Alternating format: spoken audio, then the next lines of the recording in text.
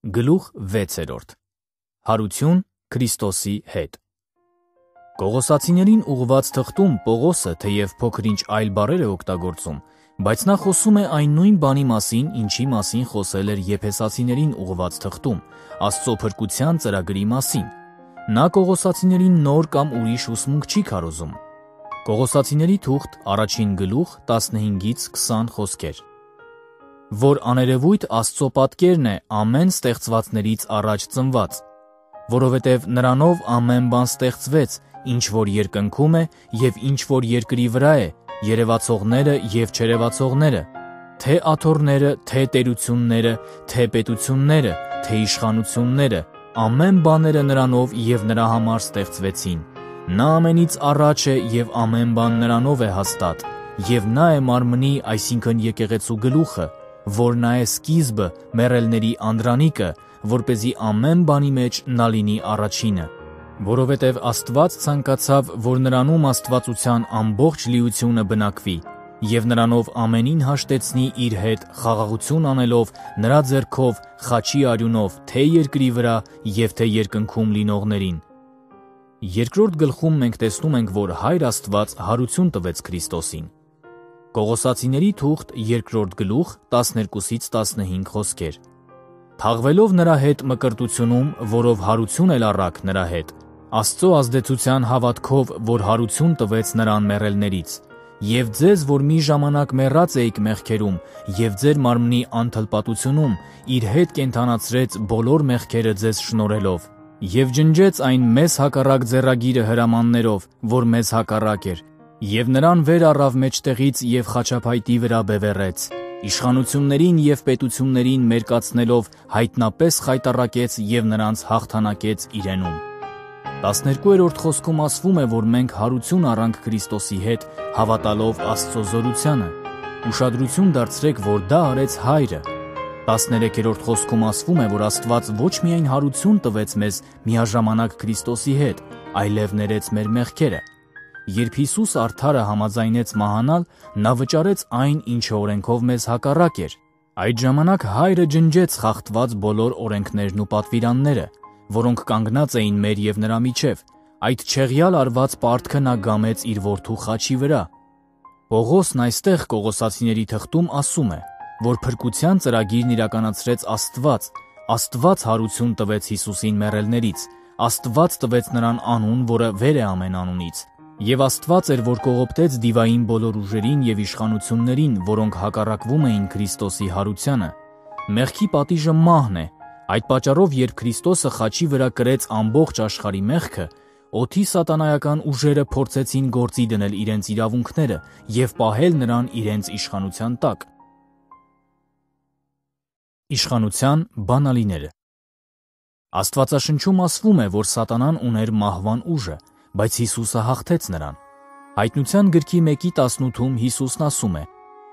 Ես եմ կենդանին, և ես մեռած էի, և ահա կենդանի եմ հավիտյանս հավիտենից, ամեն, և ունեմ դժոխքի և մահվան բանալիները։ Հիսուս Քրիստոսը վերցրեց բանալիները սատանայի ձեռքից, փառք Աստծուն։ Բանալիները պատկանում են նրան, ով ունի դրա իրավունքը։ Դրանք են իշխանության բանալիները։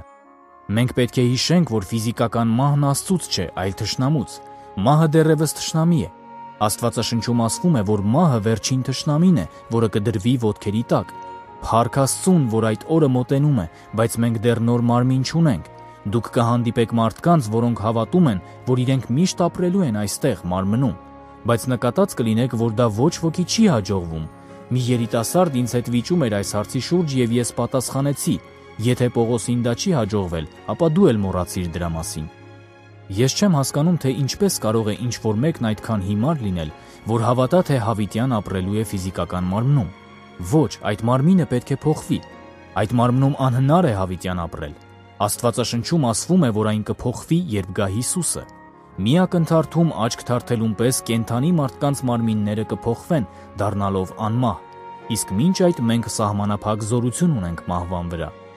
Դիվային ուժերին իշխանությունից զրկելուց հետո Քրիստոսը իշխանություններին և պետություններին մերկացնելով հայտնապես խայտառակեց և նրանց հաղթանակեց իրենում։ Կողոսացիների 2:15։ Պողոսն այստեղ նկատի ունի այն փաստը, որ Քրիստոսն իր թշնամիներից վեր բարձրացավ, նստելով հոր աջ կողմը, ինչի մասին նա գրել էր Եփեսացիների թղթում։ Այստեղ Պողոսը կրկին շեշտում է հոր աշխատանքը սատանայական ուժերին հաղթելու եւ հենց սատանային պարտության մատնելու մեջ։ Եփեսացիների թղթում մենք նաեւ տեսանք, որ որդին նստած է բոլոր այս ուժերից վեր եւ ունի Աստծո գահի իշխանությունը։ Բայց հենց սրանում է, որ եկեղեցական աշխարհն ընդհանուր առմամբ պարտություն է կրել։ Մենք հասկացել ենք, որ Հիսուսն է եկեղեցու գլուխը, բայց չենք հասկացել, որ իր ծրագրերն իրականացնելու համար նա ամբողջությամբ կախված է մարմնից, որ մենք Քրիստոսի հետ նստած ենք երկնքում, եւ որ նրա իշխանությունը օդի ուժերի վրա պետք է դրսևորվի մարմնի միջոցով։ Հիմա մենք կարող ենք հասկանալ, թե ինչ նկատի ուներ Հիսուսը Մատթեոս 18:18-ում, ասելով. «Երկրի վրա ինչ որ կապեք, երկնքում էլ կապված կլինի, եւ ինչ որ երկրի վրա արձակեք, երկնքում էլ արձակված կլինի»։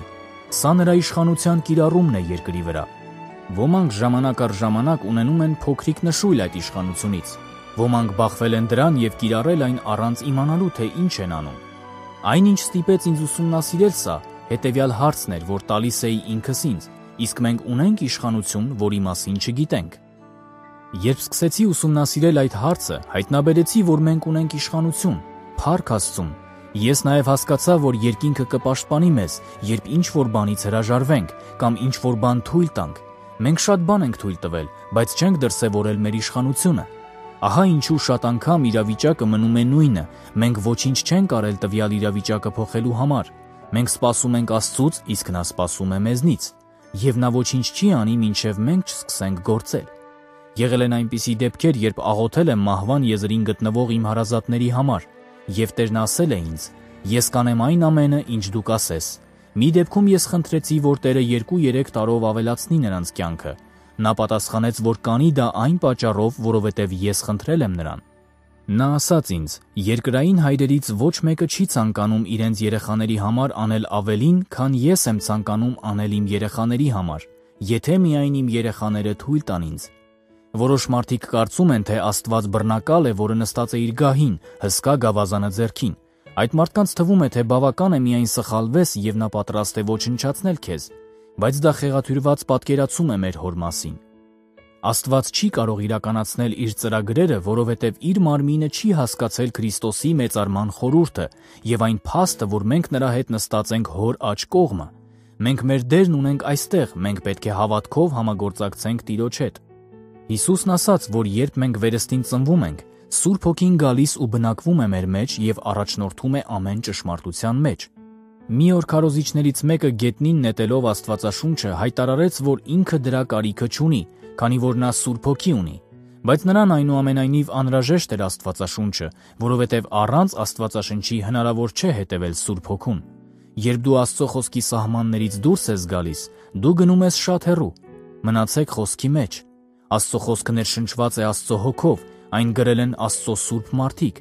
Աստծո խոսքն առավելագույնս կարևոր է, բայց դու այն երբեք չես հասկանա քո բանականությամբ, այն պետք է հասկանաս սրտով։ Մի դիր խոսքը հոգուց հետո։ Աստծո խոսքը դիր առաջին տեղում, իսկ հոգին երկրորդ, եւ դու կլինես ապահով։ Հայտնի հոգեգալստական հրատարակիչ Ստենլի Ֆրոդշամը, ով գրել է Սմիթ Վիգլսվորդի ինքնակենսագրությունը, ընդգծել է այն փաստը, որ Վիգլսվորդն ամենից առաջ Աստծո խոսքի մարդ էր, իսկ հետո Աստծո Հոգով լցված մարդ։ Սա գերազանց համակցություն է։